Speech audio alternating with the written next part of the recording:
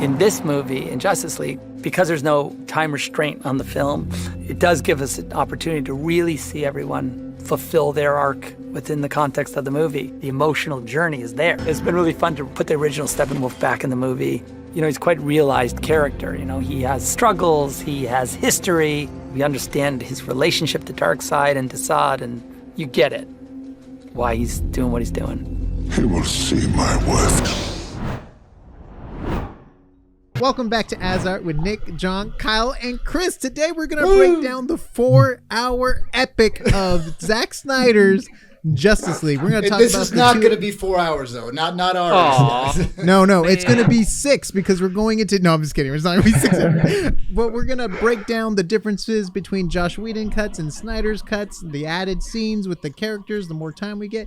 If you guys like Justice League, comment down below if you prefer the Zack Snyder cut or the Joss Whedon cut. Like, do you think Joss Whedon sabotaged Justice League because he's an Avengers guy? Let us know all the stuff down below in the comments. And also, spoilers up ahead, just in case if you haven't seen any Justice League movies, Zack Snyder's cut to Joss Whedon's cut to anything Marvel related, spoilers ahead. Go to HBO Max, watch it, and then come back. Well, maybe tomorrow because it's a 4-hour movie. Kyle's an amazing artist. He does awesome shirt designs and stuff. So if you guys want to follow him on Instagram, let him know you came from Azart. He's a very talented artist and he's working on some cool sci-fi stuff too. And just go follow him on Instagram. Kyle, Chris, did you guys enjoy the Snyder cut? I did actually. I think daring statement. Next question. Yeah. No, I thought, okay, so sure, it has its bumps, a lot of bumps actually, but I think that it sets up the story for an interesting sequel or set of sequels. Right? I don't know what the planning is. I think I read somewhere that he wanted to make a trilogy, or maybe that was people speculating, but I don't know. God, I hope so. Because if they try to pull this shit again, I'm going to lose it. Well, I enjoyed it myself as well.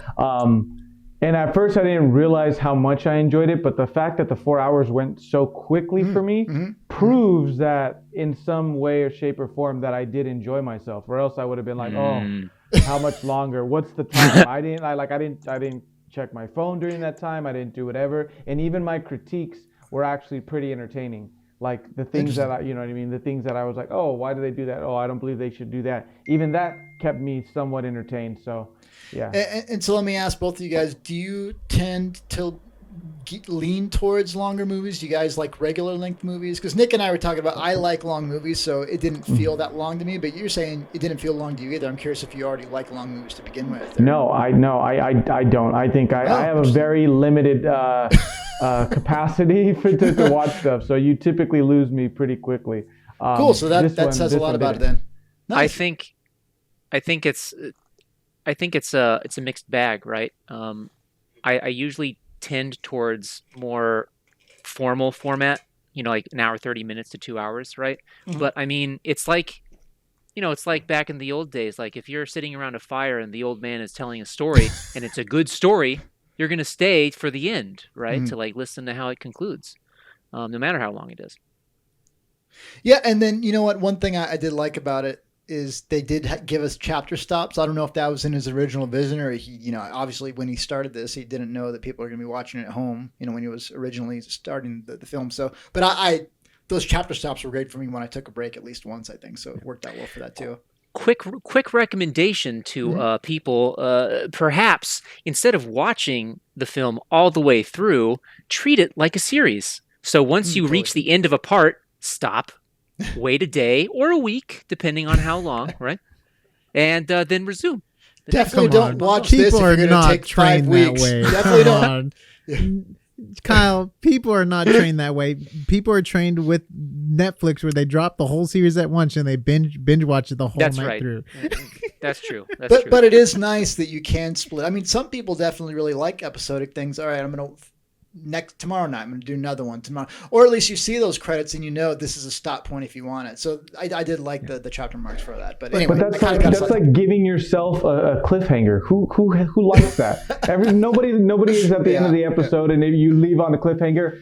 Oh, I'm so glad they didn't tell me the result of that. Like nobody says that. That's true. Well, John says that. No, I'm just kidding. No. No, I mean- John never. I'm just joking. So, but I just want to establish though, this would have not worked in theaters. No. The studio would never have produced a 4-hour movie. One, because then you can only play the movie maybe twice a day in a theater. So the theater's not making money off of it. So they would be like, no, this is stupid. Who's going to do this, for like a movie? So the only way we're actually able to enjoy his full vision is through streaming, or it would have been extended DVD cuts and stuff. But do you guys think, just a side question, I know I didn't prep you guys for this, but do you guys think it would have been as good as it was if it had to be cut to a 2-hour or 2.5-hour movie? Well, that's the thing. I mean, if we're just talking about simply switching up the editing, right, then no, it's not. But I mean, if they actually thought about it and actually split the story from the screenplay phase, right, and planned it from that point on, I think we might get 2 better films rather than one mishmash. And it's interesting because you hear about all these movies that had just hours and hours and hours of footage that was left on the editing room floor. Like Titanic was supposedly the first rough cut was like 12 hours long or something. And then Apocalypse Now went like over a year over budget on location where they were filming. And, they had I think 5 or 6 editors working on that simultaneously trying to get it done. Walter Murch was one of the bigger ones. But so you can filter down a huge amount of content to a nice, concise movie. But here, I'm not sure if it would have worked if they took out any of the story arcs because there were so many people you're introducing for the first time. But then movies have done it. Chris? What about you? Do you think it could have worked? I agree with you. What's crazy is that when I look back, because I watched both films, I had to rewatch the hour and a half, the theatrical release. And what was funny is that when I watched the theatrical release, I found myself saying, "Oh, they could have cut that out. Oh, they could have cut that out. They could have cut that out and that out." In the 4-hour one, the Zack Snyder one, there was very little that I was like, "Oh, you could have just cut that out." I'm not saying there weren't moments. I'm not saying that there weren't, but I found that there was less in there that was irrelevant for the progression of the story than the theatrical release. I felt like most of the stuff that Zack Snyder put in there was probably towards the progression of the story. So that was just my feedback on it. Yeah. So the 4-hour one felt like it had less filler than the to me. That's interesting. Yeah. To me. I don't remember the theatrical that well. So did you see it in theaters when it came out, or when was the last time you guys saw the Joss Whedon version? Chris and I rewatched it after I saw the Zack Snyder. Oh, okay. Just because I wanted to see for myself what were the differences, because the first time I didn't catch much of it. But after rewatching it, I was like, "Oh wow, yeah, that was different." I watched the Zack Snyder, and then I skimmed through the original cut because I don't hate myself. And not that you hate yourself, Chris, but I'm just saying. Oh man, is that I didn't want to put myself through that again. That's basically a lot. And I had bought it, so I just kind of went into my Google Play and watched that. Quick. So you guys would say that the added 2 hours helped the movie then? Yeah. Well, but that's the thing. It's just not a simple yes/no answer. I mean, there's so many different reasons why. But obviously, you could go shorter. But we've already talked about why the reasons are for that. I mean. I liked it because we actually get to see Darkseid, who is my favorite DC villain. You like him more than the Joker? Come on, dude. Well, it depends. It depends on which incarnation. You were lying to the entire internet. What were you doing there? It depends. It depends on what incarnation. I didn't know there was a better villain than the Joker. There is. There is. If it's David Leto, Joker, then yeah, it's Well, I'm easy. also talking about comic book versions and everything. So, Yeah, because I mean, I would say technically, even the Darkseid, you're referring to the comic book Darkseid. You're not referring to the movie Darkseid because we really didn't get a character, in this movie. Yeah. we got a little inkling of it. I think We got not a a lot. fight but- scene. I mean, yeah. I mean, I guess we the saw him inkling when we he got of it was- is that he's. What's up? We even saw him when he was younger, though. You saw kind of like a teen. I don't want to say a teenage version of him, but like in the first battle, you know what I mean. And he was a Yeah. youthful. He was a youthful Youth, Darkseid. yeah, Yeah. yeah. Yeah, those youthful red eyes glowing. Yeah. Before Kyle started watching this yesterday, I think right as he was starting, he sent us a screenshot and it just said, "This version is presented as 4:3 aspect ratio," and the text was like, "I can tell I'm already going to really like this." I forgot what you said, but No, No, I said he's gonna I hate already it. hate this. Yeah, I was trying to be nice, but yeah. So let me ask. I want to ask both of you guys because you guys both like movies a lot. Did that bother you throughout at the beginning, and did it bother you throughout? I'm very curious about this. It bothered me for half a minute, and then Oh, okay. As you say. it was same old, same old. and then he grew up and he became a man. Yeah, it wasn't anything specific for me. It Interesting. didn't. Yeah. Because so for me at first I was like, why would you do that? And then I was like, well, they said that's his original vision, but why would you shoot it in 16:9 or whatever it was, the theatrical? So they clearly didn't shoot it like that because I mean sometimes you'll shoot stuff knowing you can crop it after the fact, but yeah, I don't know. That was weird. It bothered me at first, but after a while, the same thing. Like after maybe a half an hour, I didn't really think about it again. After that. I'll say it wasn't necessarily primarily because of the format, but because it was like because of Zack Snyder's original artistic. I'm like, oh Yeah. come on, like geez, man. I mean, when it's done right, it's done right. Like Wes Anderson Grand Budapest Hotel, right? Each Yeah. year it was filmed in a different frame rate Mhm, and size and everything according to the year of that the story was being told. So like it worked in that. Was Super 8 also filmed that way? I can't remember. I just know like when they go do like older movies and stuff, sometimes they like change the aspect ratios and stuff like Mhm. that. Or Well, that- or if it's a dream sequence or like other stuff too, they'll also change it too, so it's like a dream sequence or a flashback and stuff. I mean, like it that. can definitely work. Like I think that Lighthouse movie with Willem Dafoe and Oh, what's his name? so good. That was, but they shot that on old classic cameras and on the old film, and so it completely. But their framing has to match that. When they were shooting the original, or the theatrical one, it looked like a lot of those shots were still 16:9 framing. So I'm just like, oh. But anyway, that was just a side note. I just wanted to see what you guys thought, if you even thought about it. But So, favorite scenes. Did you guys have any favorite scenes or moments? Was it an added scene from Zack Snyder? Was it something he added? Or was it, or it doesn't even have to be a scene, but maybe even a character, or something Yeah. that like, So I have two. Oh, sorry, Chris, go for it. No. You go first, Kyle. Oh, okay. So I have two. One is a character moment and one is an action moment, right? So one is from the Zack Snyder cut specifically, which is where Cyborg and Flash are exhuming Superman's body. For some reason, I thought that scene was like, that's what I wanted the character development to be like. I thought that was an appropriate moment for them to have a sort of like, just like a slight bonding moment, right? yeah. Um, And you're also- talking about the joke, right? Like, do you think I'm too old for Wonder Woman or something like that? He's like, Yeah, no, yeah, No yeah, one's, yeah. No, Yeah, no one's and too they're old for kind of Wonder Woman. commiserating because they're Yeah. the ones having to dig up the grave. Also, why the hell is Aquaman and Wonder Woman just standing by, like, just like, oh yeah, go dig up a grave, have them do the Well, work? isn't Aquaman like a king, and isn't Wonder Woman like a guess- king? I guess, yeah, they the can't dirty royalty. their hands. By the way, Yeah. talking about dirt, we're gonna get back to it. Was it weird to you guys that they never had any scuff marks, bruises, or dirt on their face at all throughout the whole movie?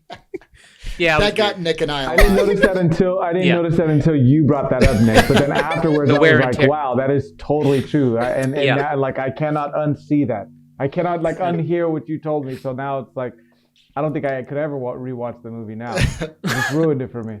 Anyways, jump and then cut to Kyle. the action moment was and it was in the original too, I believe. Is Wonder Woman blocking the bullets to protect the hostages? The reason is like it's just not brute strength and speed she's showing, right? There's a finesse and precision to it. And I think it's just like also an exemplary moment of who she is as a superheroine, right? You know what's so funny with that scene? I was talking to John about this. Yeah. So Superman, the Flash, even Aquaman, or not the Flash, Superman, Wonder Woman, and Aquaman, they're all really quick. Like super fast. It's almost to the sense where it actually makes Flash look slow sometimes, because like Wonder Woman has the speed to block multiple bullets from like a machine gun. And I get like, you know, if the Flash can go back in time and stuff, but it almost like, to me, it like took away from his special ability when like Superman can fly so fast, which we know Superman has all the powers of everyone in the Justice League, and it's pointless having anyone in the Justice League when you have Superman. But but like I just thought that was a very interesting thing, and then because of the way they were choosing to show his speed, where he was moving slow, you know, through space and time, where it almost like gave you a sense like, you know, like how fast was he actually compared to these other characters and stuff, which we see at the end. Like, yes, we know he has the Speed Force, but I'm also a kind of a comic book reader, so I understand the way his powers work. But I was just curious to like maybe like someone who doesn't read comic books and stuff, if they realize his speed kind of thing. But anyways, I just wanted to bring that up really quickly. Go ahead, Chris. What's your favorite scene, moment, plot, person? Well, since Kyle had two, I want two as well. You can have three. One on the superficial aspect, like just like, oh man, that was cool, and it was like 2 seconds, was when Steppenwolf had the arrows inside his suit, and then he like flexed and broke them. I thought that was sick. I thought that was just, I don't know. I was like, man, that's so did John. I think John mentioned that in our video. Oh really? Yeah. Yeah. So I just thought that was a really cool touch. And then as far as, and it wouldn't be one scene, but the character development with Cyborg, I absolutely loved, and I think that was crucial for the development of this story. Yes. Like especially the role that he played at the end. You can't, like, if you didn't develop his character sooner, then there's no connection towards the end when you're having him, you know, pretty much everything relied on his power. So I thought it was crucial in the development with his father and what they did in the Zack Snyder cut, like all of that. For the most part, I really enjoyed it. And when they showed like him, when they showed like the world as seen through his brain as well, like that was something that I thought was fantastic. You know, I liked all of those. So so it wouldn't be necessarily one scene, but it's you know, it's a character basically. It's you a like character. the added time that was dedicated towards Cyborg. Yeah, you know what's really cool too? The Justice League didn't feel useless. Like in the Josh Whedon one, it felt like they were useless until Superman got there, right? And like this one actually felt like everyone had a part to play at some point, which That's was true. Which was needed, because like you can't have a super team that doesn't work together. You know what I mean? Like, Yeah. The theatrical release kind of seemed like a cop out. It was like, oh man, we can't get along. What do we do? Just call Superman. Okay, you know, like that. This one was a little different. This, to me, it wasn't just a cop out. They actually tried to work together and stuff like that. And together they came up with the idea that oh, you don't want to say it. Okay, well I'll say it. You know, we do. You know, and yeah. So I thought it was different. It was huge, right? Because you had Cyborg, who actually had to split it. Then Superman like aided him. But without the Flash, everyone would have been dead. Mm-hmm. Yeah. And I mean, I guess Aquaman and Wonder Woman were kind of useless. But they were keeping him busy. Yeah, they were right? keeping him busy. I guess Batman was the useless one. He was just shooting a machine gun at like random little flies. No, I'm just messing. I'm just having fun now. So Chris, since you just watched the theatrical recently as well, did they have Cyborg's dad in that version, or was he completely absent from that version? No, he was there. Okay, I barely remember. So I just have to point out, did anybody note that Cyborg's dad is Miles Dyson, the guy who created the Terminator and the Terminator? Of course, you know, Cyborg's like, my dad's never on. Yeah, he's creating the Terminator. He's going to bring about Skynet, buddy. Like, he's got to work, you know? I just thought he created a cyborg, and he also created the Terminators in the Terminator movies. I'm like, Miles Dyson, you guy. I thought that was hilarious. I thought that was fun. All right, so did you guys see an improvement with the VFX at all? Did you guys like we know Steppenwolf was the big character redesign. Superman has different clothes. We don't have the mustache replacement shots, thank goodness. We don't have the weird awkward lip that everyone doesn't like. And then even the flashback scene was completely different. Like when they had like Zeus and everyone fighting, it wasn't Steppenwolf they actually brought Darkseid and all this stuff. And then we even saw a different Green Lantern too, I think. Yeah. So, I mean, yeah, I would love to hear your guys' opinion on it. Me and John, by the way, did a whole breakdown on VFX. If you guys want to click it, we go deep and we go frame by frame with some stuff. Yeah, it's fun. It's and a fun I did video. want to mention one thing after we recorded that one that I really like. Maybe my favorite thing about this particular version of the movie, and I don't remember the original theatrical cut very well, but they showed some side-by-side frames. And the biggest thing that struck me was the color grading. Like they did a much more contrasty, darker palette, more desaturated. They would mimic like versus the 16:9 Joss Whedon version. They would almost add like a little punch light in certain areas, and everything else would be like vignetted or darkened down around it. I thought that gave it a much more gritty, fun feel. And I don't know if I'd have noticed that since if they weren't side by side, especially since I saw the original so long ago. But I prefer when you're trying to do a gritty movie and it doesn't look gritty, it's shot really beautiful. I remember there was this Punisher show or movie that my parents were watching one time. And it just looks so clean and pristine and perfect. I'm like, well, you can tell they shot with some nice cameras, but it doesn't fit what's going on screen. And so I thought that the color grading really helped that. And so it's not really necessarily a visual effect, but it is a post process that definitely, to me, added a lot. DC films, period, is I'm not a fan of their color grading and their animation in any of the films so far in general. To me, it's like DC goes the route more to like visually. For me, it's more video game-ish, where it's like aside from the Zack Snyder cut, which is a little desaturated, all the other movies are like super saturated with colors and it's like I know, not to bring in another film, but like if you even watch the Wonder Woman film, and I hated the animation in that film, in the cat, I don't know, the villain, the cat lady or whatever. I hated that. I hated how they animated that. And I feel like DC has a theme. It's like so thematic in the world when they create animated films. They like it's so video game-ish and so not even sensible. It's not appealing to my eyes. The more like the Marvel route, it's a little more subtle, and I like it more. So with this DC film, I do like the fact that Zack Snyder desaturated it because it was less harsh on the eyes, I guess I would say. So I like the fact that it was a little darker and more grittier versus like before in the typical DC films, which I am not a fan of their animation. So Zack Snyder did Superman and he did Batman v Superman, right? I know he did Superman. I'm not sure if he did Batman. I think v he did Superman. Batman v Superman too. Were you a fan of those colors and stuff too? I hated the Batman v Superman. Okay. Well, I know everyone. I really liked Man of Steel though. I thought that was one of my favorite Superman. I know a lot of people didn't like that. I was really surprised I really liked that. That movie has the flying penises right at the beginning. That's not why those are there. That's not why I like the movie. Okay. That's my favorite part. The Steppenwolf suit, like in my mind, when I saw his suit, it reminded me of from the Man of Steel, the scene where you have that villain, the original. Do you remember when in the Man of Steel movie, when they're in this town and a guy comes who shoots like a heat beam out of his face? That is the movie Thor. Oh yeah, that was Annihilator, right? That's Thor. Okay, so then do what I said. Which you're 100% correct about the design. Yes. Yeah. Okay.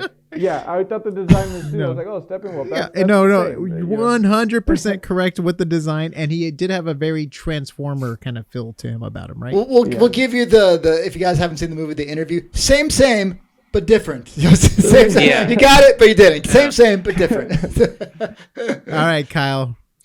No, yeah, I really liked the Darkseid design, and I also I think they inserted him in the cut scenes, or like the scenes where Steppenwolf was originally. Yeah. I think they did those really well, and then they nailed the look and feel of Apocalypse. I think the planet Apocalypse, right? Darkseid's world, and then I liked Steppenwolf's armor. Now, I don't like the character design itself, but the armor was interesting just because we do get little nuances and little exhibitions of what it does, right? Like how it reacts to his muscle reflexes and stuff. Like we see go kind of like a porcupine or like some sort of animal, right? Or like a cat when the hair stands on the back of a cat. Exactly. Like I liked that, right? It showed that thing is reactive and alive in some sort of way, right? So Kyle, since you're very much the most accomplished artist out of all of us, like what was it about the character design you didn't like? And maybe you have thoughts versus the comics, or because artist wise, this is something you could really chime in on. I'd be curious to hear. Yeah. So, Oh, he's setting up for this. I think he's yeah. So I actually liked the original design of Steppenwolf better. Interesting. The reason being is if you actually look at how he's drawn in the comics, at least these days, right? He actually looks human, right? Huh. He looks human. Uh-huh. Remember, he's a new god, right? He's also the uncle of Darkseid. And so like he looked more truer, even though he looked more alienish in the original one. Still, it was more, it was more to the point of what he is in the comics, right? Yeah. And then like again, also the character himself. So version 1, I'll call him version 1 Steppenwolf. He had this like ruthlessness suffused with like this burning arrogance and cold intellect, right? Especially when he was interrogating Cyborg's father, and he's like, "Finally, a brave one. Too bad you'll spend it screaming." Right? Like just like that's awesome, right? Like that was a great line, and it was the one that sold me on the character. Version 2, Steppenwolf was like this big alien that was all malice and had like this redemption story I didn't care about. So what was it? Different lines and different character actor for the new version? I really don't remember the theatrical cut hardly at all. Do they re-record I think they it was either a different voice or just darker, because I like on like I mentioned with my friends that the original one to me, he seemed just like a British guy with bad skin. Like that's how I thought of him, because I mean he kind of had that air that not to say that British people are arrogant or whatever, but he had that air of. But digging let's that also hole. establish Let's that dig in that British hole. people are always the bad guys in every movie. Can we just establish that and agree upon that? Oh yeah. No, but I agree with what Kyle said. I definitely agree with that. That it was an air of sophistication as he went through it, and this is more burly. The new one is more burly and stuff like that for sure. You know what's funny? Yeah. His design reminds me of Thanos's henchmen. You know how you have like the 4 like Riders of the Apocalypse or whatever? Yeah. Except for the one that looked like Squidward. But other than that, like he looked like the other guys where they're kind of just bland and not rememberable with their design. And now that we're talking about it, maybe that's the reason for the redesign, is because in the original, Steppenwolf is essentially the main villain, right? There's no, like, he's not a lieutenant of someone bigger, right? Yeah. But in this one, he is. So he has to sort of look a little bit more generic, and maybe even his character a bit more simple. Now, do you think they did that more so they could have Darkseid in the potential sequels or follow-ups God, I to hope this? so. Or do you I think think- that I was the think original that- goal yeah. from the beginning?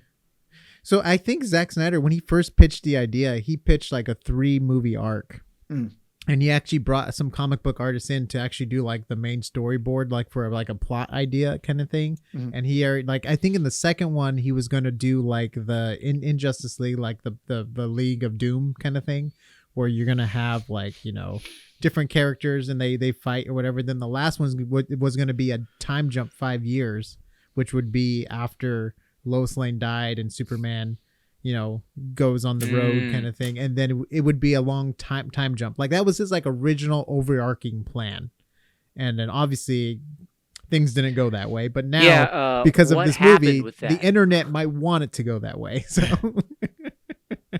Yeah, why did that end up happening? well, I mean, was it just his daughter passed away while like in the filming Yeah. and making of the movie? Yeah. And it Man, was, I like, feel like very an asshole now. unexpected. Jeez, Yeah. what? Yeah, so he left it for personal reasons, reasons, and yeah. that's when they called Josh Whedon in. And I don't know if Josh Whedon just wanted to do pickup shoots because he can put his stamp on it as a director, like let me do my own thing or whatever. But I mean, who knows? Maybe he was like, I'm going to sabotage this movie so my Avengers films will always be better than the Justice League movies. Well, Who knows? I'm just throwing that out there. I thought I remembered reading when the theatrical cut was getting ready to come out that we did test screenings and they weren't feeling connected enough between Lois Lane and Superman's characters in that movie. So that's why they went back and brought in what's his name Mr. to shoot Lip. more. Yeah, Mr. Lip to shoot. That's his name, Mr. Lip. That's when they brought him back in, Mr. Lip, to shoot more scenes.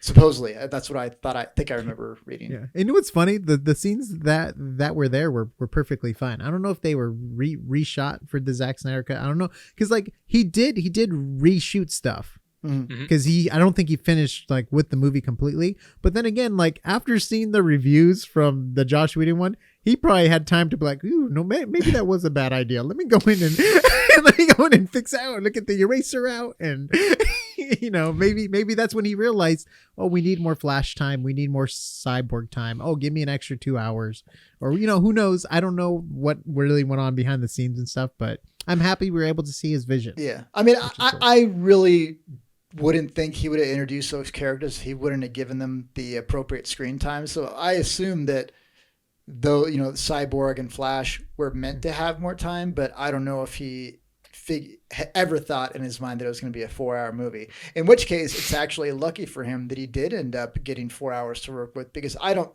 this being a regular length movie, I don't see any way this would have actually been able to work. Something would have been lost, and Cyborg needed the time to have his story arc come through. Flash didn't get nearly as much time as Cyborg, but I felt a little bit more of an attachment to him this time.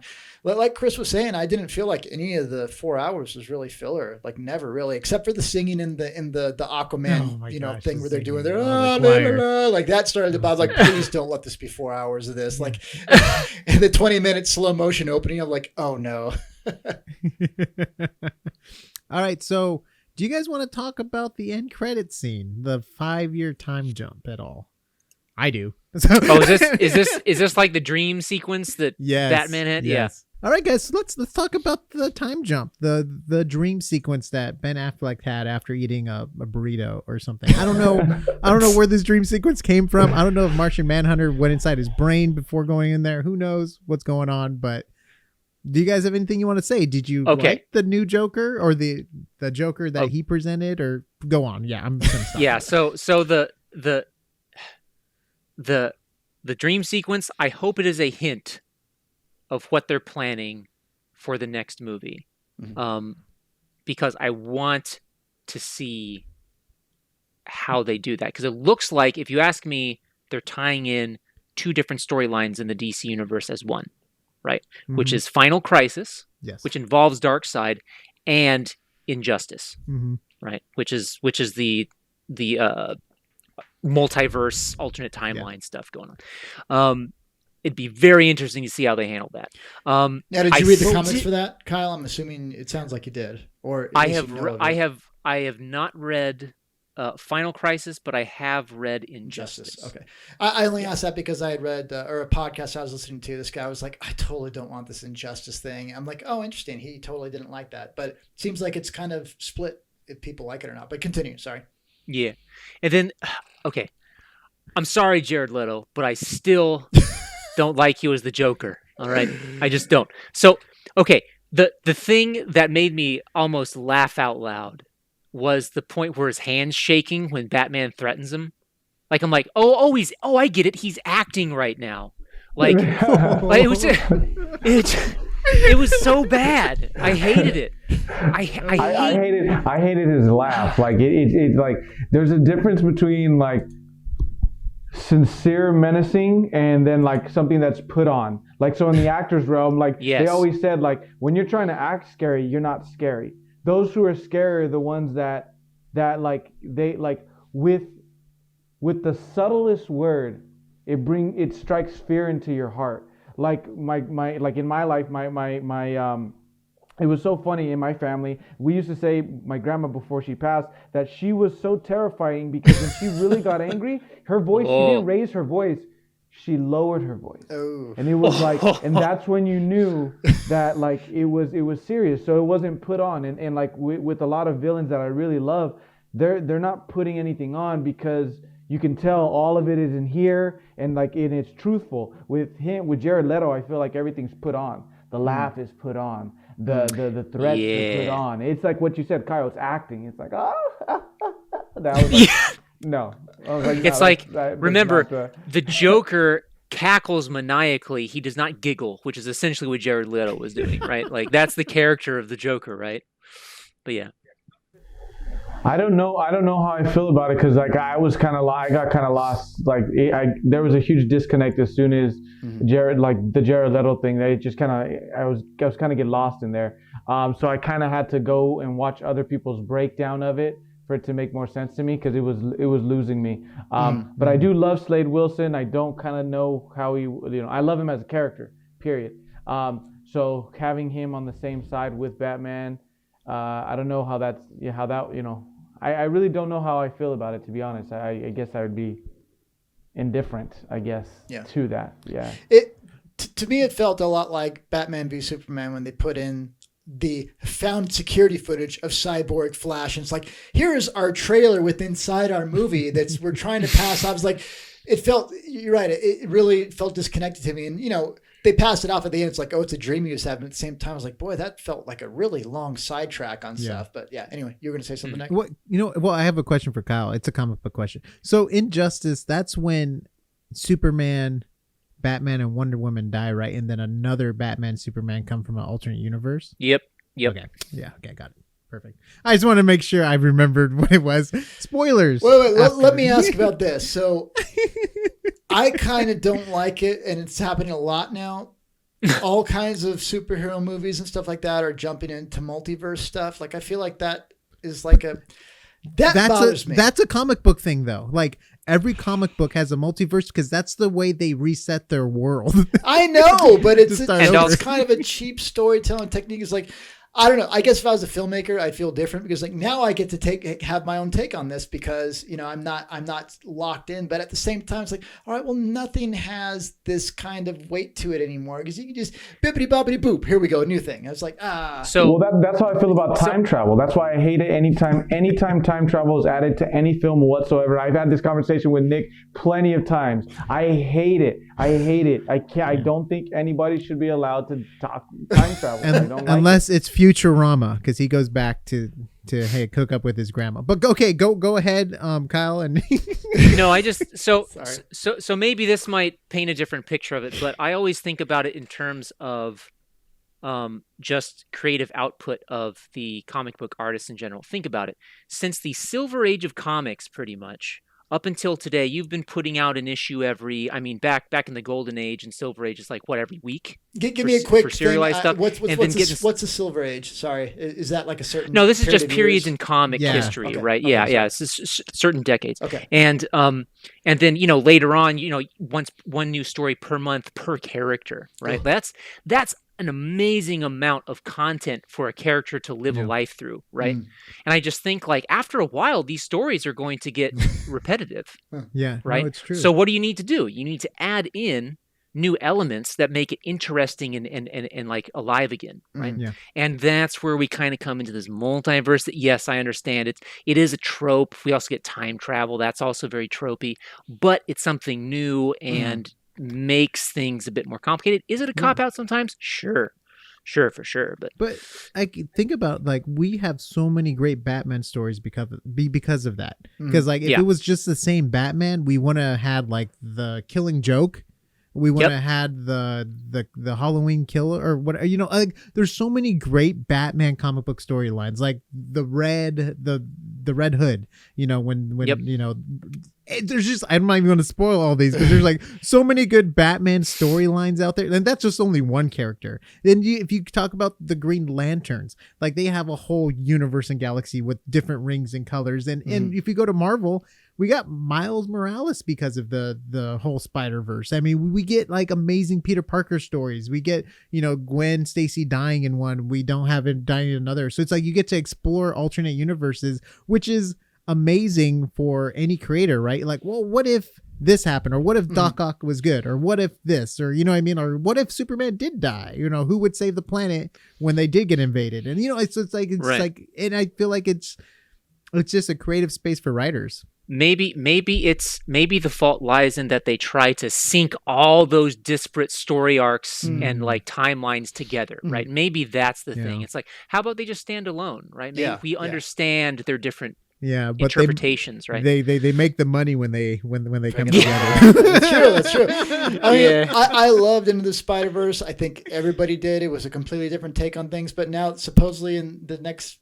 something movie, they're trying to bring in the Michael Keaton Batman. They're trying to bring in all this. Like it seems like they're just trying to put it all together. Maybe I'm thinking of something else. Yeah, but it sells. You're right, Sells. though. You know what? I can't partially take back what I said because I do like some of the offshoot.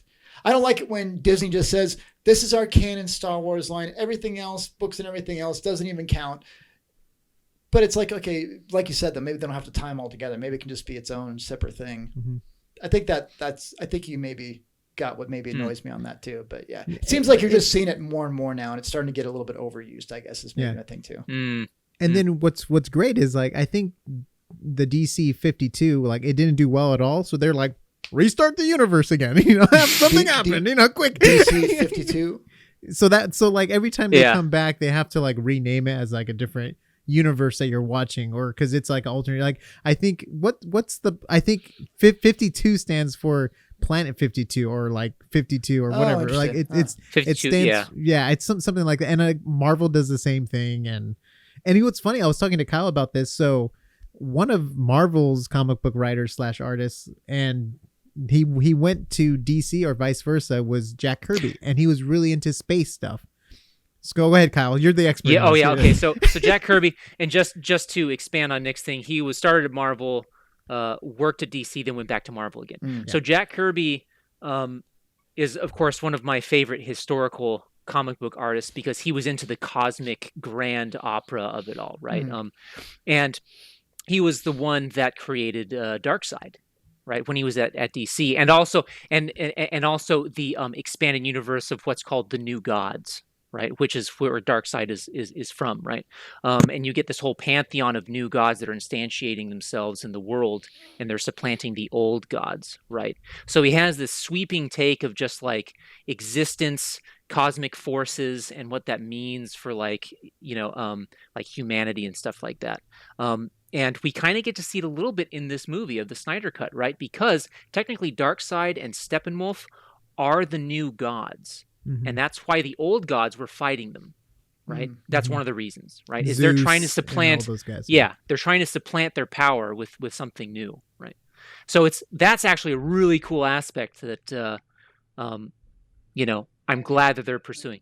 And then part of Marvel, I think he's known for like Galactus and a lot of space characters. And I did think a lot of also a lot of Fantastic Thor Four stuff. too. And Thor, right? Isn't he Beta Ray Bill and stuff like that too? So he was very involved with like, but that's why like similar stories probably got crossed back and forth. You know what I mean? Like think about it. If you're jumping from studio to studio, you're sharing ideas. You're talking about the same thing around coffee, pizza, or whatever you prefer to eat. And He just one real quick thing. He has a it was like a limited edition series or something, but it was like this 4-panel spread of God creating the universe.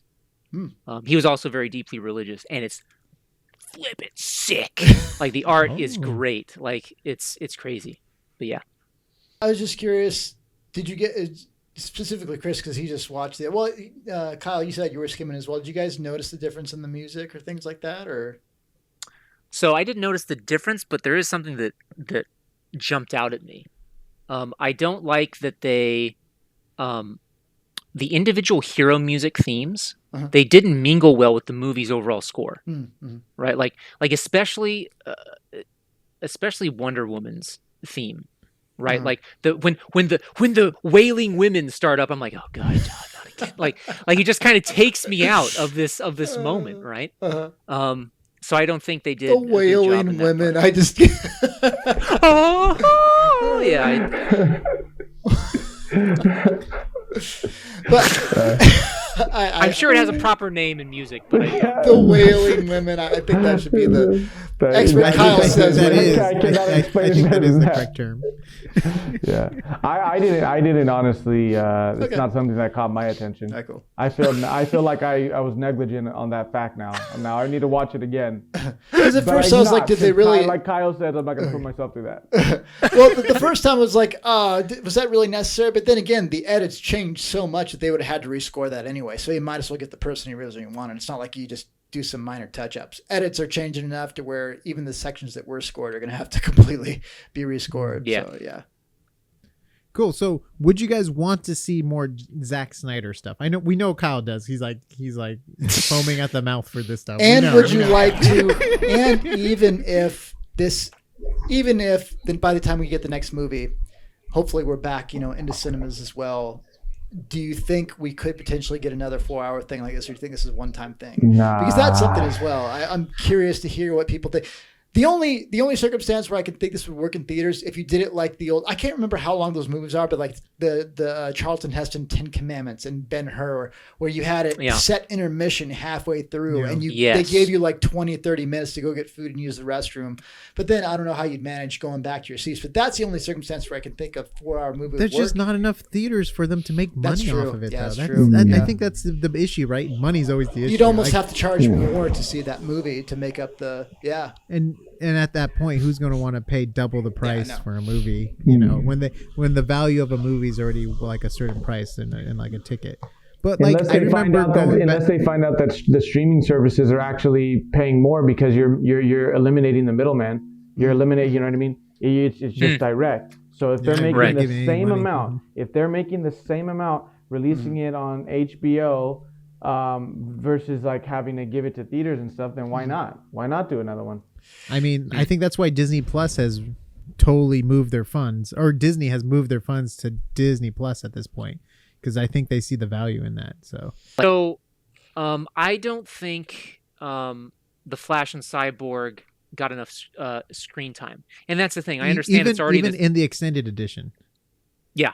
Okay. Combined? You mean combined, like them together, or just individual? Because Cyborg got a lot. Oh no! Okay. Individually. But a more specific point is that, think about it. Superman and Wonder Woman, I believe, have had their own individual movies to develop their characters. Right? They've had adventures on their own. Technically, this new indoctrination of Batman and Cyborg and Flash have not had that. Well, Batman had Batman v Superman.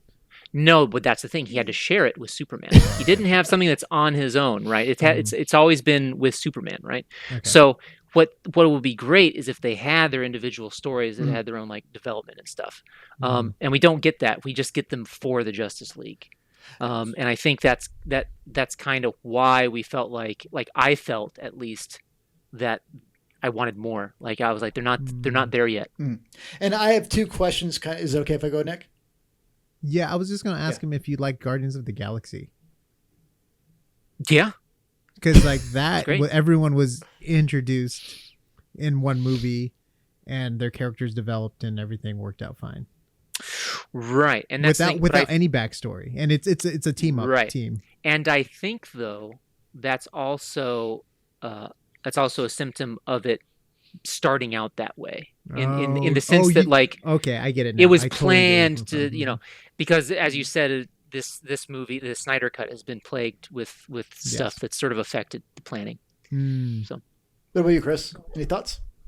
I'm not quite sure if I agree with the Cyborg part, because to me, if there was one main character in this one, I think it would be Cyborg. If I had to choose one character that I would say was like the main character, yes, it revolves around Superman, most definitely. But if there was like one person in the Snyder Cut that they developed the most, I would think it would be Cyborg, in my opinion. The Flash, I agree. The Flash, I definitely agree, because he was like the comic relief of the film, for sure. And I do think I would have loved to see a lot more of him. Like Aquaman could, like, if he wasn't even in the film, I would have been fine. Like he was just not there. But the Flash, I would have definitely agreed with that. Like I would have liked to see more of that in there for sure. Yeah, because that wasn't a strong thing with him even fighting the Atlantis people, right? It just seemed really quick. He just kind of like held his breath and he grabbed the thing and he was gone. Where like when he was in the, what is it called, with all the Amazonians? I don't know what their world's called, but like there was like a whole action sequence. Like they were riding on horses, they're shooting the arrows, they were going here. The thing collapses. They do this. It was like a 40-minute action sequence. Yeah.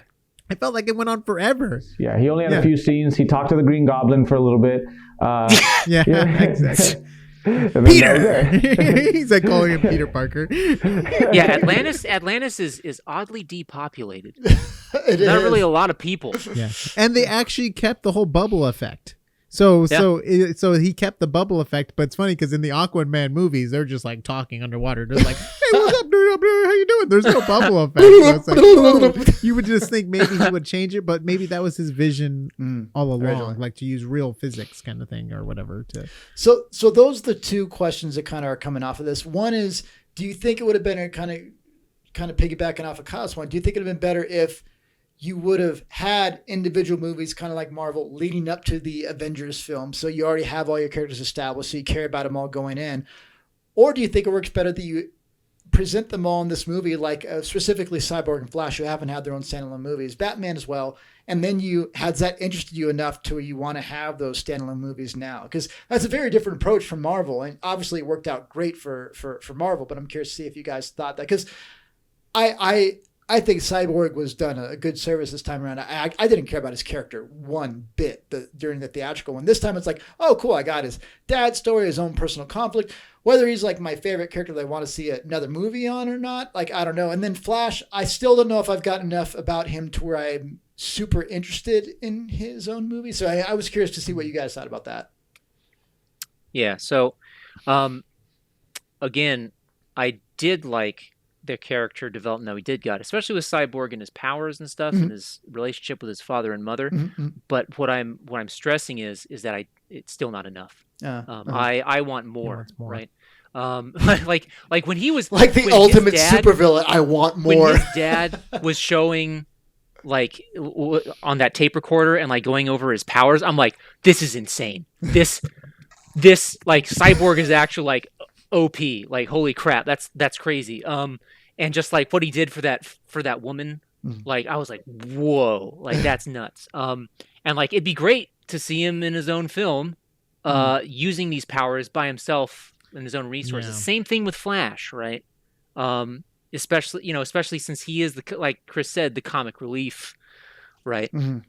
It'd be interesting to see more of when he sort of saw that woman at the beginning of the movie, right? He's going to the dog shop for that job, right? That's kind of more of the Flash I want to see, the more timid, like sort of like, oh, like sort of character, right? I think that's what's her face too, the West. I think that's going to be his girlfriend. Oh, cool. Okay. Yeah. But yeah, no, I love. We talked about that scene breaking down how the shoes rip and everything. That's The only thing I don't know. But the clothes didn't rip. I didn't get that. yeah, I know. Dude. That was like honestly, like I didn't It's like understand Bruce that. I was Almighty. like, the shoes didn't rip. And then I just don't know if that was the actor's choice, the way he was running. But it just felt weird. Like there's a scene when he walks out of the door and the way his legs are like flopping back. I'm just like, also, is that the Flash run? Did they do the Flash run differently in the Joss Whedon cut? Not sure. Because like if I remember, there were some scenes from like, wait a minute, is he running differently? Maybe not. Maybe it was a mirage. I don't know what it But is. I But did it's like notice what you said, Nick. Yeah, but I think it's supposed to be the flowing motion, like where he's like, like if you for swimmers, the whole thing is like you're not trying to go against the water, you're trying to flow through it. So I think It just he's trying looks to flow wrong, through though. the air. It does. Doesn't It does. It Yeah. looks a little silly. It looks like yeah. Well, it's just like, we watch heroes run all the time. Wait. From like I got it. Captain I got an insane theory. Expert Kyle dropping some Yeah, knowledge okay. coming up.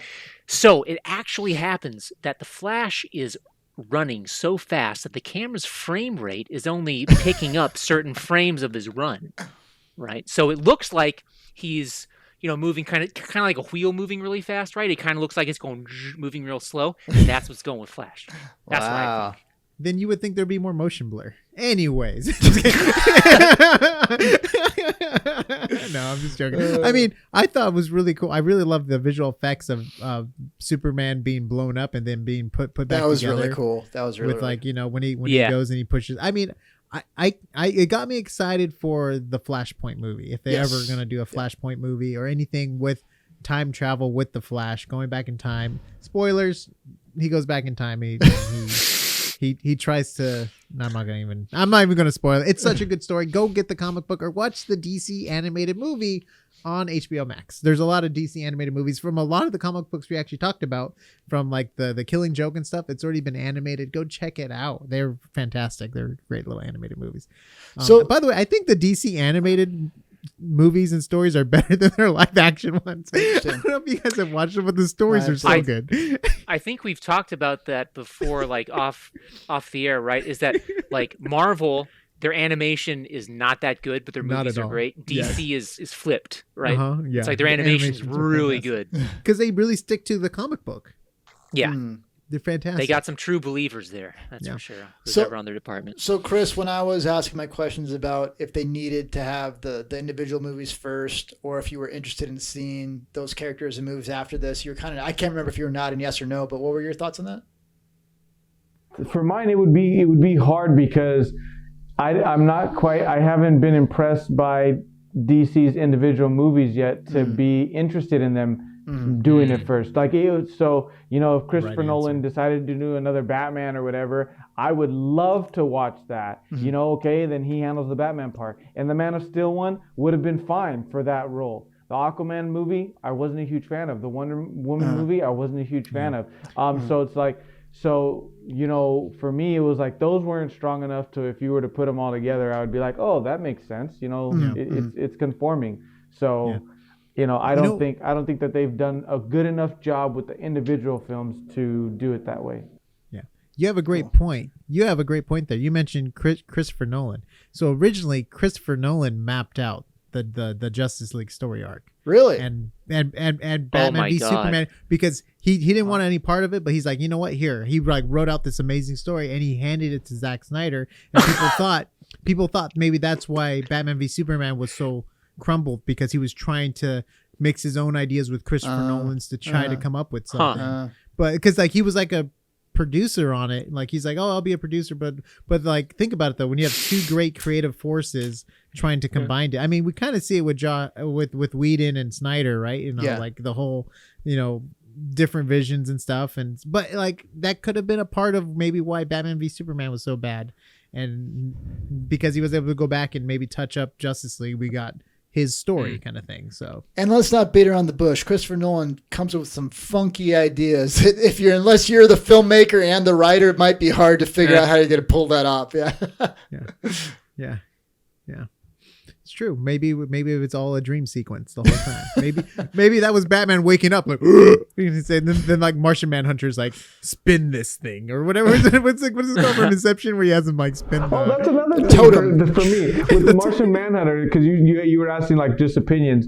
I thought I was very disappointed how little. Like, I feel like they just popped him in out of nowhere. Don't forget. Yeah. Oh, don't forget Martian Manhunter. No. We'll just And I'm it's glad you even brought that up. better. It's even better because he states his name to Batman. He's like, Yeah. by the way, I'm Martian Manhunter. It's like, wait, why would you trust anyone whose name is Martian Manhunter to just be like, okay, cool, go ahead and take off? I would be like, wait, you hunt men? I'm a wait, what are you doing here on this planet? Superman, we got this guy here. It's like, Batman was just like waking up, and it was like he was still in a dream. It's like, when you're waking up and you're still in a state of catharsis, and people are talking to you, and you're not even like, wait, what? And I'm Martian Manhunter. and then he leaves, and Batman's like, okay, bye. And then he goes back to the, Yeah. it's like, it's so irrelevant. I was like, what? Like when I watched his first appearance after Lois Lane, I audibly said, like out loud said, "What? Martian Manhunter?"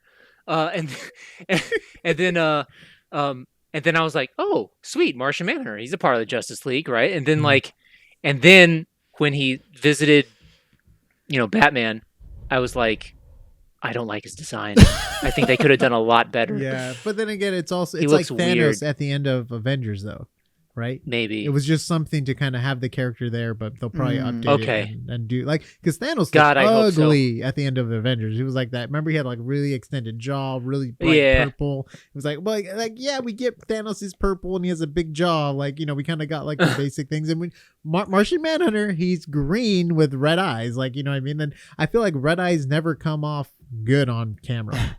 Because no one ever Yeah. has glowing red eyes, and like that why then maybe the Harry Potter movies they chose to not have Voldemort to have red eyes, because that would have looked freaking weird to have someone with red eyes the whole time, like Harry Potter. You know what I mean? Like, I don't know if it would work. You know what I mean? Like, I just don't know if it would work. And maybe I've been desensitized to with the Bruce Timm Justice League cartoon, right? Because I loved that design of Martian Manhunter. I agree with the design. He looked like a.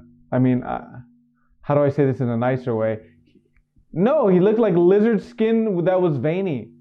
Yeah. Veiny lizard skin. I just was not a fan. You know, did you guys watch the Watchmen HBO show? No. Yes.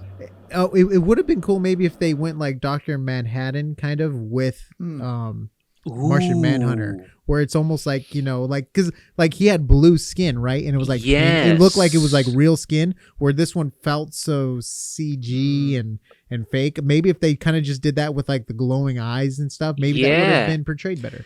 Then again, Watchmen had a big budget too. I was going to say maybe that was their lower budget solution to that, but they had a pretty big budget for their effects on there. It looked fantastic. It looked cool. Yeah, it fit in the world really. I guess it's the biggest thing. It just has to fit into the world that you're populating it in, I guess. Yeah. Then again, it was probably like a last minute, like, can we throw Martian Manhunter in? Let's throw him in. Yeah.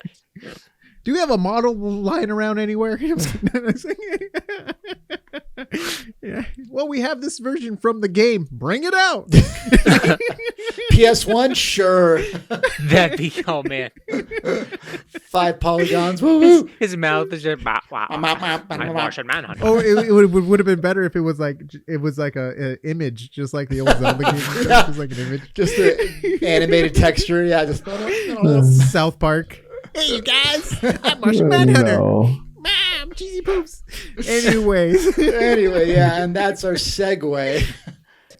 So let us know down below if you enjoyed our opinions, if you disagree with us, if you agree with Kyle or you agree with me or Chris or who you thought had the best opinion or anything like that. Put it down in the comments down below. If you guys enjoyed this, we have a VFX version breaking down the Snyder Cut, and we also did a Wonder Woman 1984 where we talk about Cheetah and the night sequence, and it's fun. It's a fun one where we get into it, and we have crazy stuff from Parasite, where we just talk about, you know, minimal effects, all the way to full-on Call of the Wild, CG dogs, a guy acting like a dog around a campfire, and it's just so much fun.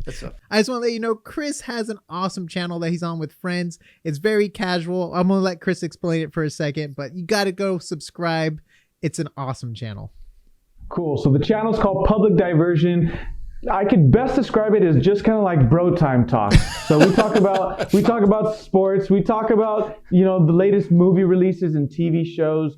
We talk about life, just like drama that we've had recently. And then every week we have a drink of the week. So we have a drink recommendation for you guys. And it's kind of, it's just bro time talk. So we're doing that every week. We release a new episode. It's called Public Diversion. Let us be your public diversion for the week so you can relax. Yeah.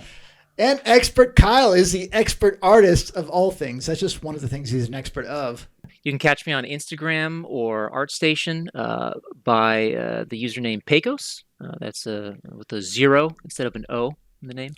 And then you know, when I'm not doing design for my day job, I'm working on a sci-fi universe, some game ideas.